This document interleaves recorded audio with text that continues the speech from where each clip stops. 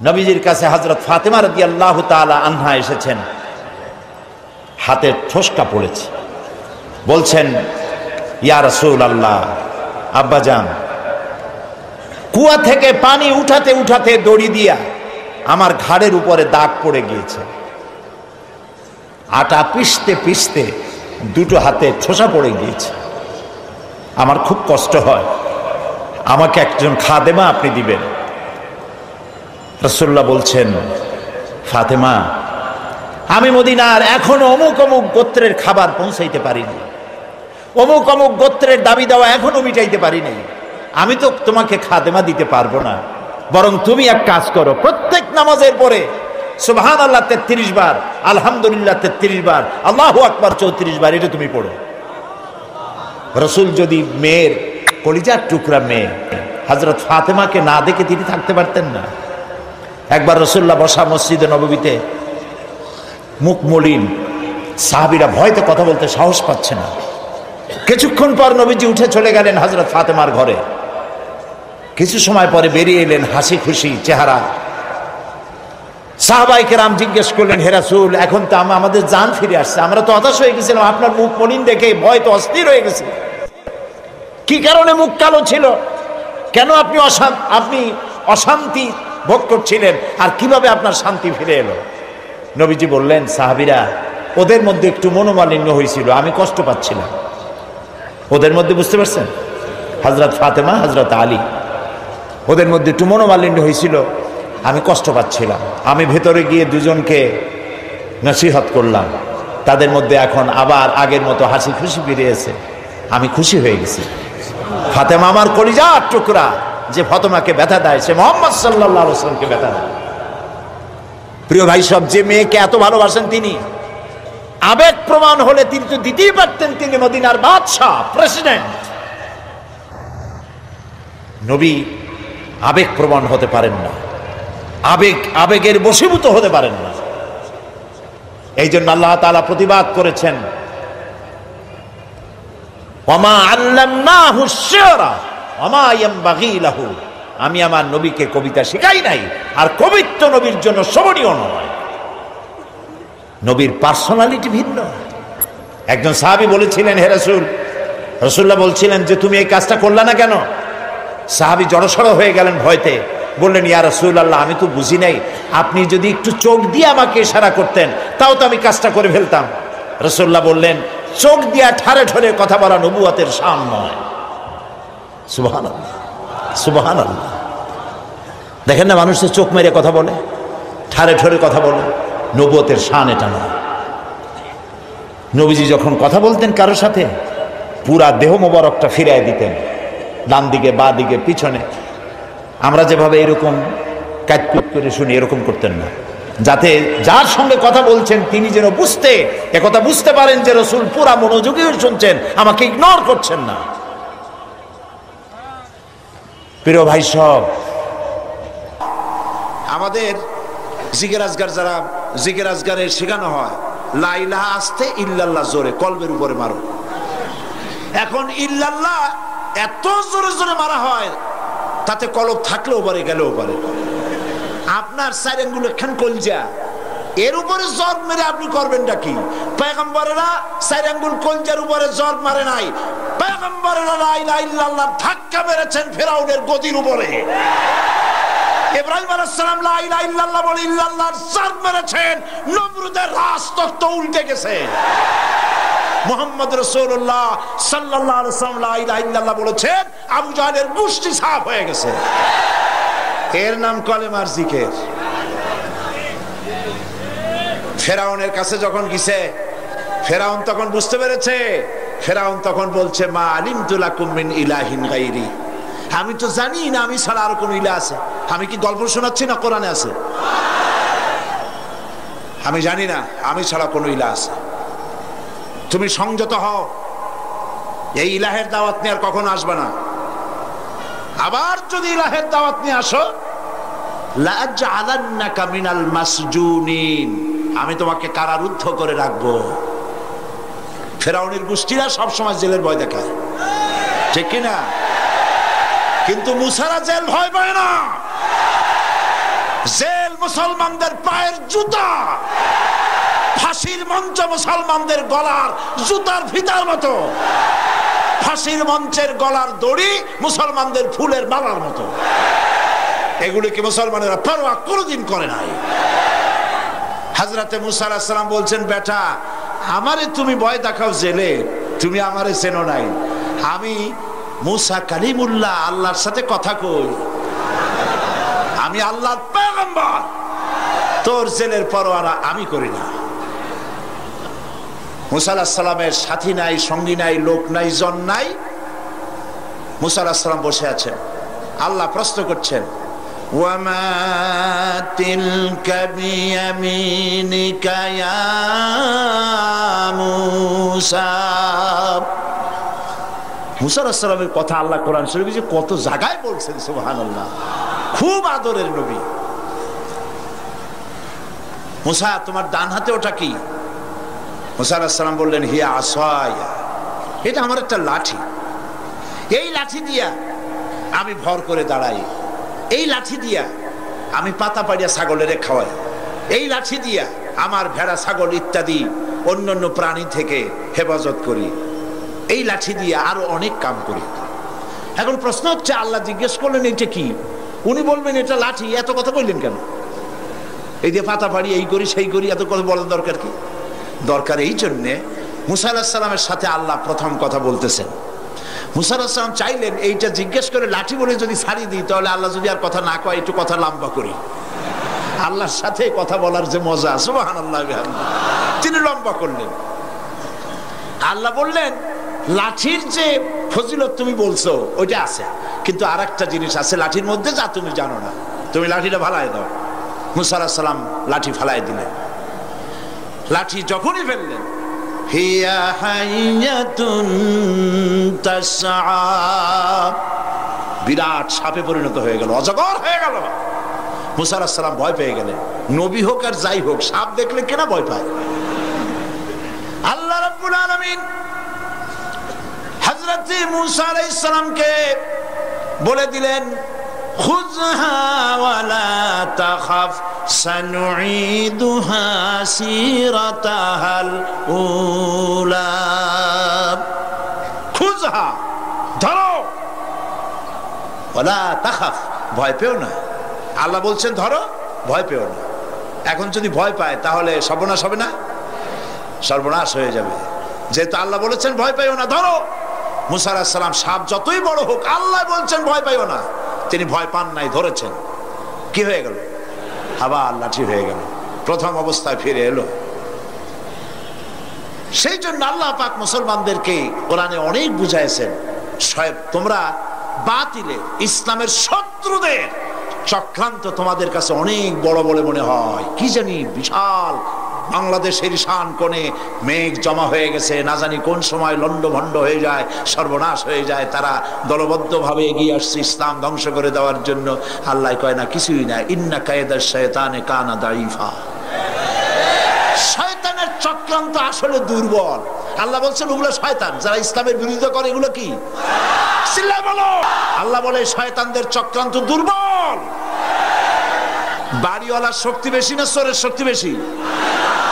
50টা চোর আসছে বাড়ির চতুর্দিকে, বাড়িওয়ালা ছোট্ট ছেলে, বড় লোক বাড়ির মুরব্বিও লাগবে না, ছোট্ট ছেলেটার জানলাটা তালাম করে খুলে বলবে কে রে, বলার সাথে সাথে 50টা চোর দৌড় দিয়ে বুড়িগঙ্গায় পড়বে, ঠিক কি না? সুতরাং তোমরা বাড়িওয়ালা, এই যে যারা আমার সামনে বসে আছেন সব বাড়িওয়ালা, হুঙ্কার মারো, দৌড়ে দিল্লি বেলায় যাবে ইনশাআল্লাহ। ইন্না কায়দা শায়তানে কানা দাঈফা। আল্লাহ পাক বলছেন শয়তানের চক্রান্ত আসলেই দুর্বল। শয়তানের চক্রান্ত কি? দুর্বল। আল্লাহ পাক বলছেন রাসূল যখন কষ্ট পাচ্ছিলেন, ইসলামের দাওয়াত দিতে গিয়ে যখন কষ্ট পাচ্ছিলেন, আল্লাহ পাক বলেছেন ইন্নাকা বিআয়ুনিনা, ও নবী আপনি তো আমার চোখের সামনে, আপনি চিন্তা করছেন কেন? সুবহানাল্লাহ। আল্লাহ যদি বলেন আপনি আমার চোখের সামনে, দুনিয়া একদিকে চলে যাক, আমি একা যথেষ্ট। আল্লাহ পাক বলছেন আলাইসাল্লাহু বিকাফিন আবদা, আমি কি আমার বান্দার জন্য যথেষ্ট নই? আপনারা বলেন অবশ্যই যথেষ্ট। পরিষ্কার প্রশ্ন, আলাইসাল্লাহু বিকাফিন আবদাহ, আমি আমার বান্দার জন্য যথেষ্ট নই? সারা পৃথিবী একদিকে চলে যাক, আমি আল্লাহর কালেমা উঁচু করে নিয়ে দাঁড়িয়ে থাকবো, মরে যাব, শহীদ হয়ে যাব, আল্লাহর পথ থেকে 1 ইঞ্চি সরে যাব না। এর নাম হচ্ছে ইসলাম। এই ইসলাম প্রতিষ্ঠার জন্য পয়গম্বররা চেষ্টা করেছেন। বাধা দিয়েছে কারা? রাষ্ট্র শক্তি। কারা বাধা দিয়েছে? ফেরাউন বাধা দিয়েছে। সব কথা এখানে আছে। এটা কি? এখানে সব কথা আছে। বাধা দিয়েছে ফেরাউন। শেষ পর্যন্ত বাধা দিয়া কি হলো? জিতলো কে? ফেরাউন না মুসা আলাইহিস সালাম? কে জিতেছে? মুসা আলাইহিস সালাম জিতেছে। ফেরাউনের গোষ্ঠী সুবাইয়া আল্লাহ বিদায় করে দিয়েছে। এবার আল্লাহর নবী মুহাম্মদ রাসূলুল্লাহ সাল্লাল্লাহু আলাইহি ওয়াসাল্লাম এবার কালেমার দাওয়াত তুললেন। 40 বছর বয়স হলো। 40 বছর বয়স পূর্ণ হওয়ার পর যখন তিনি নবুয়ত পেলেন, নবুয়ত পায় জনগণের সামনে এসে বললেন, ইয়া আইয়ুহান নাস কুলু লা ইলাহা ইল্লাল্লাহ তুফলিহু। প্রথম দাওয়াত, জাতির প্রতি নবীর প্রথম দাওয়াত। সুবহানাল্লাহ বলুন। ইয়া আইয়ুহান নাস, হে মানব মণ্ডলী, শোষিত নির্যাতিত মানবতা, মানুষের নির্যাতন থেকে যদি বাঁচতে চাও, মানুষের শোষণ থেকে যদি বাঁচতে চাও, দুনিয়া শান্তি পেতে চাও, আখিরাতে জাহান্নাম থেকে মুক্তি পেতে চাও, পড়ো, ঘোষণা করো, লা ইলাহা ইল্লাল্লাহু মুহাম্মাদুর রাসূলুল্লাহ। এই কালেমা আবু জাহেল, আবু লাহাব, উতবা, সাইবা বুঝছিল না বুঝে নাই? বলেন বুঝছিল কি না? বুঝছে। বুঝার পর প্রথমে চিন্তা করলো এত বড় খারাপ কথা। লা ইলাহা ইল্লাল্লাহ মানে হলো কারো আইন চলবে না, কারো বিধান চলবে না, আল্লাহটা চলবে। তাহলে আমরা যে রাজনীতি করি, সমাজ চালাই, আমাদের তো কোনো মূল্যই থাকবে না।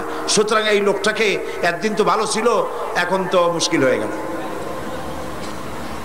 যখনই আপনি আল্লাহর আইনের কথা বলবেন অসুবিধা নাই, শুধু মুরব্বীদের কথা বলবেন, কিছু কেসা কাহিনী করবেন, কোনো বাধা নাই। আপনারা কয়েক কোটি এক জায়গায় হন, সেখানে দেশের প্রেসিডেন্ট, প্রধানমন্ত্রী সব দোয়া করতে যাবে, কিন্তু যেখানে আইনের কথা বলা হবে ইসলামের, সেটা বন্ধ করার জন্য সর্বাত্মক চেষ্টা সরকারের পক্ষ থেকেই করা হবে। আর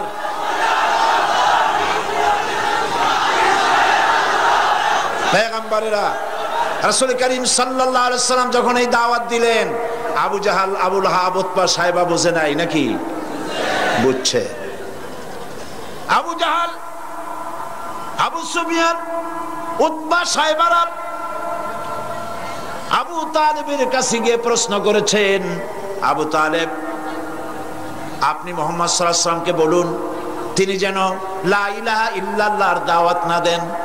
এজন্য তিনি যদি সোনা চায়, টাকা পয়সা চায়, সুন্দরী করে নারী যদি চায়, যা চাইবেন তাই দেওয়া হবে, তবুও যেন লা ইলাহা ইল্লাল্লাহর দাওয়াতটা তিনি না দেন। হুজুর রাজি হয়েছিল। আল্লাহর নবীর কাছে যখন এই প্রশ্ন উঠলো, নবীজি তখন বললেন, আমার চাচাজি শুনুন, ওরা যেটা দিতে পারে সেটা তো ভালো কথা, যেটা দিতেই পারে না এমন জিনিসও যদি আমার হাতে তুলে দেয়, যেমন আকাশের সূর্যটা ধরে এনে ওরা যদি আমার ডান হাতে তুলে দেয়, আকাশের পূর্ণিমার চাঁদ ধরে এনে ওরা যদি আমার বাম হাতে তুলে দেয়, এর বিনিময়ে আমি আল্লাহর নবী মুহাম্মদ রাসূলুল্লাহ এক মুহূর্তের জন্য তাওহীদের দাওয়াত বন্ধ করে দেব না।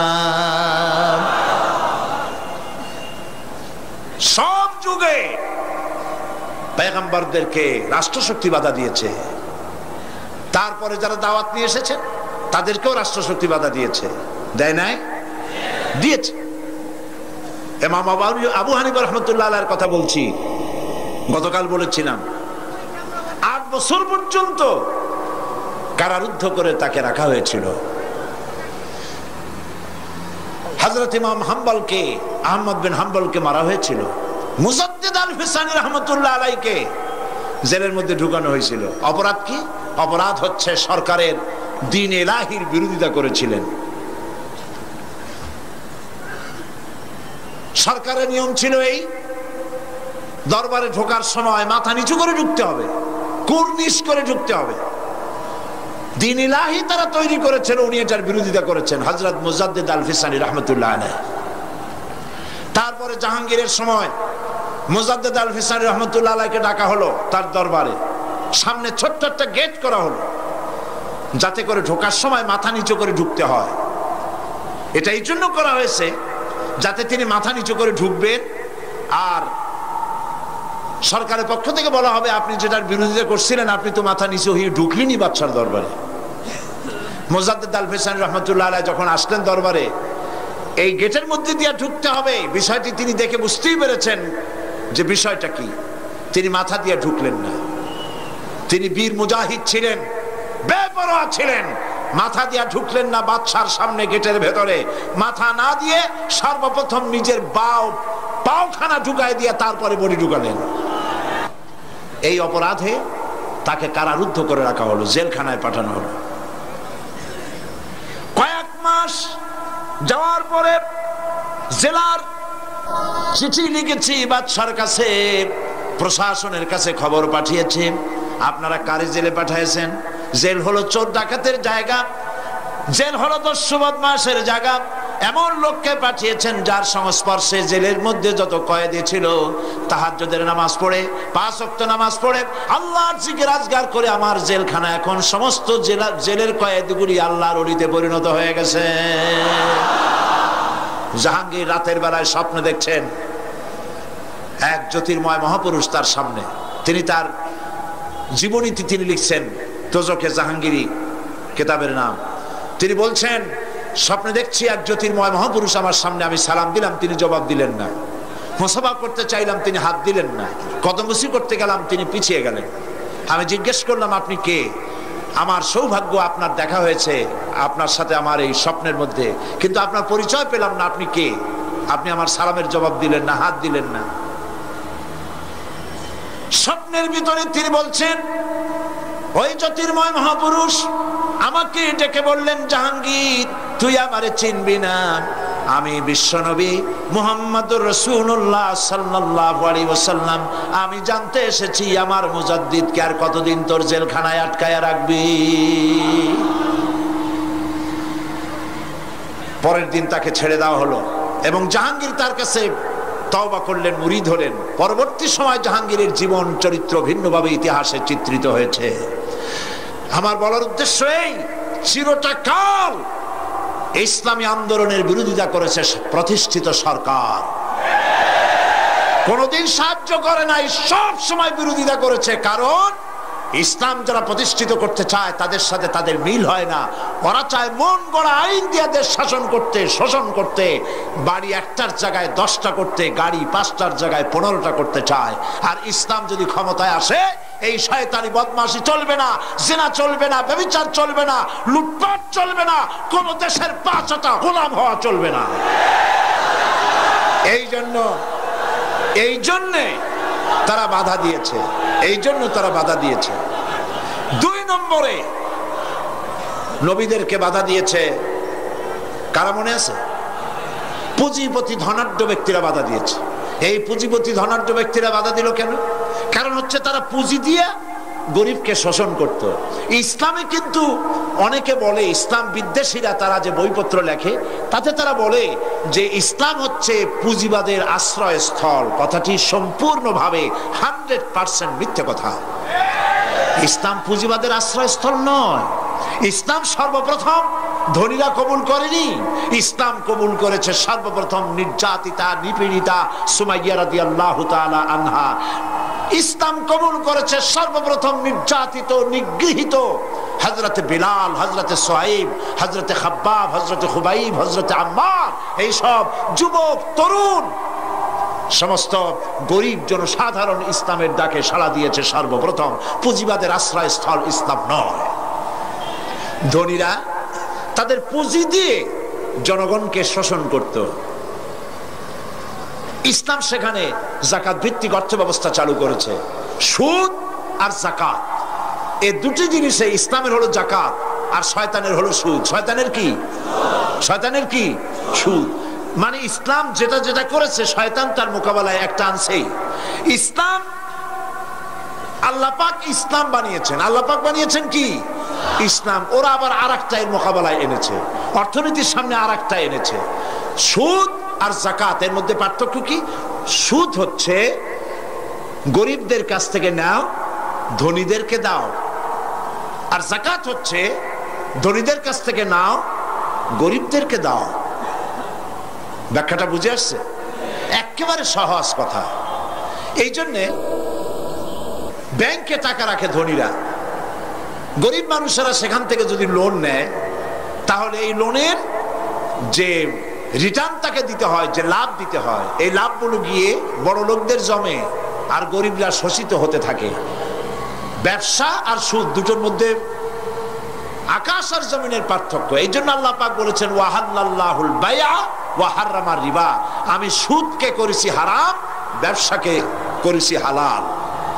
সুদে জনগণকে শোষণ করে, আর যাকাতে মানুষকে বিত্তশালী করে দেয়। আজকে যে যাকাত নিল, জীবনে আর তার যাকাত না নিলেও চলবে। ইসলাম এভাবে যাকাত দিতে বলে। একটা শাড়ি লুঙ্গি দেওয়াই যাকাত নয়। ইসলামের অর্থনীতি ভিন্ন জিনিস, ইসলামের অর্থনীতি ভিন্ন ব্যাপার। সেই ব্যাপারে আমি আগামীকাল সময় পেলে বলবো ইনশাআল্লাহ। তো ধনীর টাকা গরিবদের টাকাকে টেনে নেয়।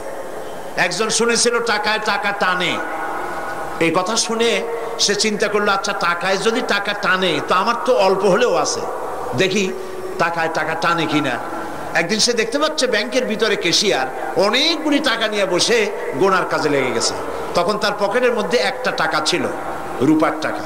টাকাটা জানলার ফাঁক দিয়ে ছুঁড়ে মেরেছে অনেক টাকার মধ্যে, আশা যে এই টাকায় অনেকগুলি টাকা নিয়ে জানলার ফাঁক দিয়ে বাড়াই আসবে। আধা ঘন্টা, 1 ঘন্টা জানলার ফাঁক ফোক দিয়ে উকি ঝুঁকি মারছে, না টাকা তো বেরোয় না, আমার 1 টাকা সেও তো ফেরে না, অনেক টাকা না তো দূরের কথা। দারোয়ান পিছন থেকে এসে গলা চেপে ধরছে, এই বেটা পজিশন নিয়ে কি দেখিস, চোর না ডাকাত? কয় ভাই আমি চোর না ডাকাত না, আমি শুনছিলাম টাকায় নাকি টাকা টানে, সেই জন্য আমার পকেটে 1 টাকা ছিল, সেই টাকাটা ছুড়ে মারলাম। প্রায় 1 ঘন্টা হয়ে গেছে, অনেক টাকা তো দূরের কথা, আমার আসল টাকাটাও ফেরে না। দারোয়ান কয় যে আসলে বেটা কথা তো ঠিকই শুনছো, টাকায় টাকা টানে, তোমার 1 টাকা অনেক টাকায় টানিয়ে ধরছে, ওরা আবার বাইরে উপায় নাই। তো গরিবের টাকা ধনীরা চিরকাল এভাবে শোষণ করে। এই শোষণের বিরুদ্ধে ইসলাম কথা বলেছে। তাই ধনাঢ্য ব্যক্তিরা তাদের পুঁজিকে টিকায় রাখার জন্য চিরকাল সরকারকে টাকা দিয়ে টিকায় রাখার চেষ্টা করেছে। আহলে কিতাবের মধ্যে এক শ্রেণীর পীর দরবেশ জাতীয় লোক এরকম আছে, যারা জনগণের মাল বাতিল পন্থায় ভক্ষণ করে। কে বলছেন এ কথা? কে বলছেন? আল্লাহ। রাসূলুল্লাহর ইসলাম না, ইসলাম আল্লাহর। তার মৃত্যু হয় নাই যে তুমি তার পুনর্জীবন দান করবে, বেয়াদব।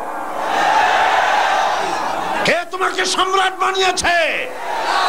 ফকির হতে চেষ্টা করো, আল্লাহর ওলিরা সব ফকির ছিলেন।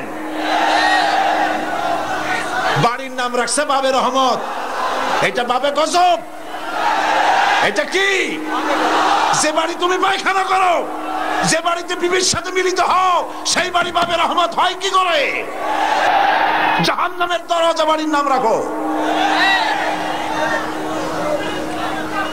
বেদাত, শিরক এবং বেদাত দিয়ে দেশ ভরে যাচ্ছে, আর এইগুলি আবার রেডিও টেলিভিশন তাদেরই প্রচার হয়।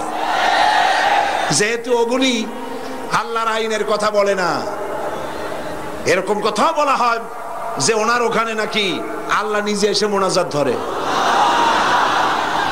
আল্লাহ মোনাজাত করে কার কাছে?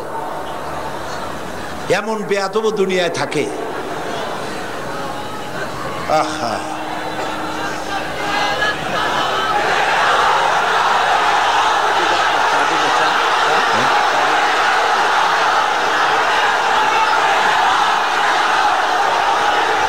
সুতরাং আজ এক শ্রেণীর ব্যবসায়ী নিজেদের ব্যবসার জন্য তারা এই বেদাত এবং শিরক চালু করছে, শিরকের কথা চালু করছে, বেদাত চালু করছে। মুসলমানদেরকে আজ একথা বুঝতে হবে, শিরক হচ্ছে মস্ত বড় অপরাধ। এই কথা বলার মতো বেয়াদবি আজ পর্যন্ত কেউ করে নাই যে মুহাম্মদ সাল্লাল্লাহু আলাইহি ওয়াসাল্লামের ইসলামের পুনর্জন্ম দানকারী তিনি। বলেন নাউজুবিল্লাহ। আল্লাহ হেদায়েত করুন, বলেন আমিন। সাপ যেমন বিষাক্ত, শিরক এবং বিদআত যারা চালু করে এর থেকেও বিষাক্ত। সেজন্য আল্লাহ পাকের নির্দেশ অনুযায়ী পয়গম্বরেরা দুনিয়ায় দ্বীনের দাওয়াত পেশ করেছেন। বাধা দিয়েছে এই তিন শ্রেণী, কিন্তু বাধা যত দিয়েছে হাজারো বাধার মধ্য থেকে ইসলাম মিটে যায় নাই। ইসলাম মিটে গেছে?